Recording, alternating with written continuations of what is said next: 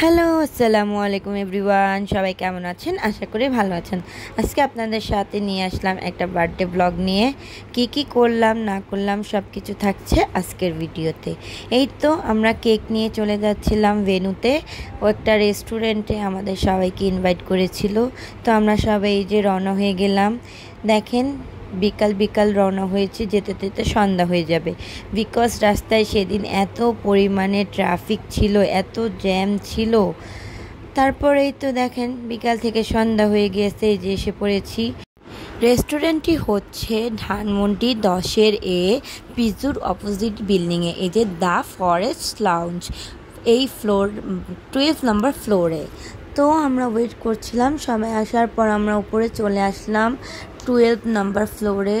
তারপর আসার পর আমার কাছে রেস্টুরেন্টটা খুবই ভালো লেগেছে, প্রচুর পরিমাণে জায়গা ছিল। এই যে দেখেন কি সুন্দরভাবে তারা আমাদেরকে অর্গানাইজ করে দিয়েছে। আমরা আগে থেকে বলে রেখেছিলাম এটার পেমেন্ট করতে হয়েছে আমাদেরকে। তারপর আপনাদেরকে আসেন এখন ঘুরে দেখাই। এটা হলো ফার্স্ট ফ্লোর, সেকেন্ড ফ্লোর হলো রুফটপ। তো এই যে আমাদের নিচের ফ্লোরে আমাদের একটা কর্নারে আমাদেরকে দেওয়া হয়েছিল এই সাইডটা। এই যে আমাদের বার্থডে গার্ল এখানে সবাই বসে আছে। তারপর আপনাদেরকে এখন রুফটপটা দেখিয়ে নিয়ে আসি। রুফটপটা আমার কাছে বেশি পছন্দ হয়েছে, খুবই সুন্দর ছিল। যারা শীতকালে আসবেন তাদের জন্য বেস্ট হবে, গরমকালে এখানে খুব গরম লাগে, তাই আমরা নিচেই বসেছিলাম। এটা হলো তাদের রুফটপের সাথে একটা বসার জায়গা, এখানেও খুব ভালোই লেগেছে আমার কাছে। আসেন এবার খাবারে আসি। তাদের ফুডগুলো দেখতে খুবই সুন্দর ছিল, অনেক আইটেমই ছিল। ডেজার্টে একটু কম আইটেম লেগেছে আমার মনে হয়েছে, বাট মেন কোর্সের খাবারগুলো মোটামুটি ঠিকঠাকই ছিল।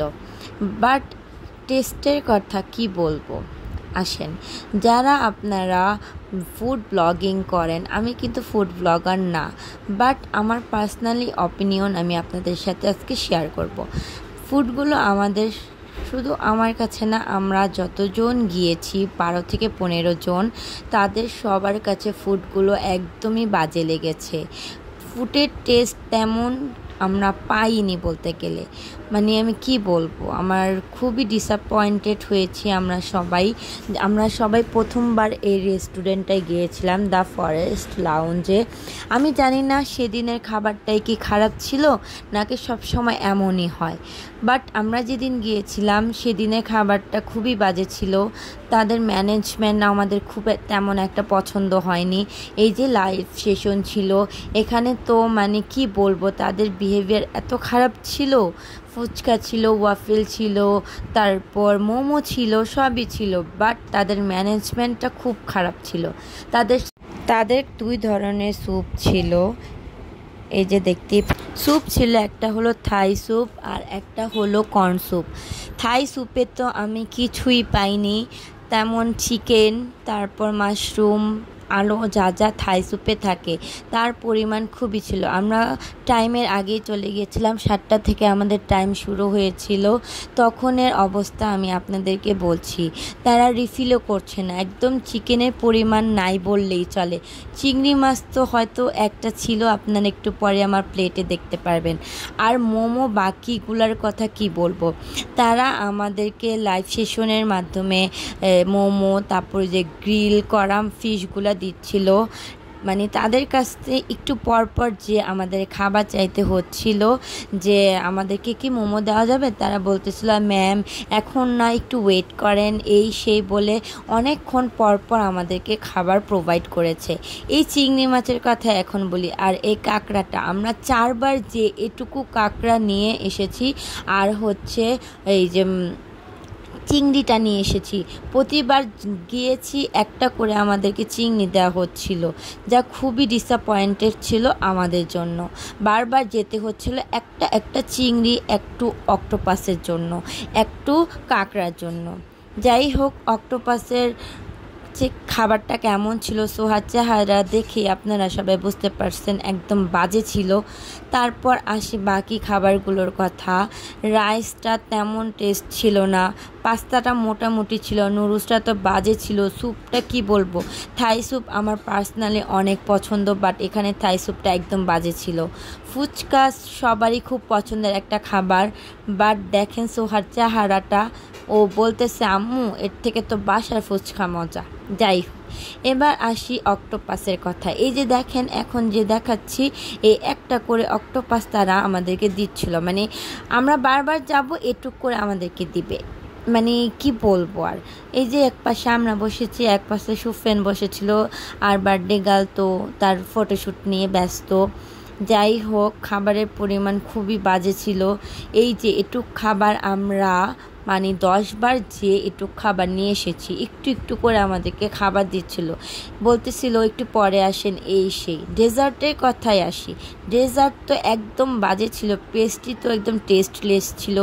এই শুধু খাওয়ার মধ্যে খাওয়া যাচ্ছিল হলো পুডিংটা আমার কাছে একটু মজা লেগেছে, বাকি কোনো খাবারই আমাদের কাছে ভালো লাগেনি।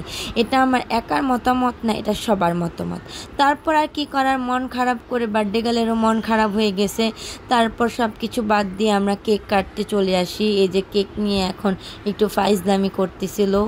তো সবার মন খারাপ, যেহেতু খাবারের টেস্ট একদমই বাজে ছিল, আমাদের এক্সপিরিয়েন্স পুরাই খারাপ ছিল। তারপর আমরা কেক দিয়ে পেট ভরবো ভাবতেছিলাম। ওনাদের প্যাকেজ ছিল হচ্ছে ডিনারের, বড়দের ছিল 1350 টাকা আর বাচ্চাদের জন্য হাফ ছিল।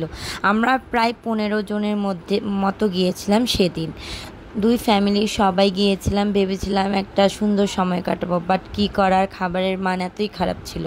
এই যে এখন কেক কাটতেছিলাম, সবাই একসাথে খুব মজা করতেছিলাম, সবাইকে কেক খাইয়ে দিচ্ছিল ফাইজা, মাঝখানে আমার মেয়ে একটু ভিডিও করতেছিল। এভাবে আমাদের সময়টা কেটেছে। তাদের বিহেভিয়ারও খারাপ ছিল, কারণ বারবার আমাদের খাবার চাইতে হচ্ছিল। তারা বলছিল এখন না, একটু পরে আসেন। মোমোর জন্য তো আমাদের মনে হয় কতক্ষণ বসে, 1 ঘন্টার মতো বসে থাকতে হয়েছে, কিন্তু মোমোর টেস্টটা অনেক ভালো ছিল। আর এই যে লাস্টে আসার সময় আমরা ওয়াফেলটা ট্রাই করি, তাদের ওয়াফেলটা অনেক মজা ছিল। তারপর সবাই বলতেছিল এত খাবার না খেয়ে আমরা ওয়াফেলটাই ট্রাই করতে পারতাম, অ্যাটলিস্ট একটা ভালো খাবার খেয়ে পেট তো ভরতো। আমাদের কাছে মোট 1-2টা ডিশ ছাড়া, ক্র্যাব, মোমো আর হচ্ছে ওয়াফেল ছাড়া কোনো খাবারই আমাদের কাছে মজা লাগেনি।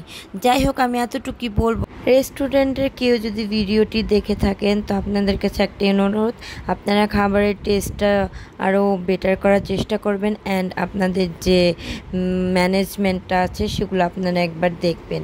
তাছাড়া আপনাদের বসার সেটিং এরিয়া বাকি সব কিছু খুবই ভালো ছিল, জাস্ট খাবারের টেস্টটাই আমাদের কাছে ভালো লাগেনি, আর ম্যানেজমেন্টটাও ভালো লাগেনি। তো আমরা আশা করি আপনারা সব কিছু ঠিক করবেন। আমাদের পার্সেল ছিল 2টা, সে পার্সেলের খাবারগুলোও খুবই বাজে ছিল, সেটা আর নাই বলি। আপনারা খুব কম পরিমাণের ফুড দিয়েছিলেন, যেটা একজনের জন্য একদমই ঠিক ছিল না। তো যাই হোক, আপনারা সব কিছু ঠিক করবেন। আশা করি নেক্সটে আবার আসবো দেখার জন্য যে আপনারা কতটুকু রিকভারি করতে পারছেন। তো আজকে আমার ভিডিওটি এতটুকুই। আশা করি আপনারা আমার অথেন্টিক রিভিউটা বুঝবেন। আমি মিথ্যা কোনো কিছুই বলিনি, যেটা আমাদের কাছে মনে হয়েছে আমি সেই রিভিউটাই আপনাদের কাছে দিয়েছি। আজকে এই পর্যন্তই। ভালো লাগলে শেয়ার দিয়ে পাশে থাকবেন। আল্লাহ হাফেজ।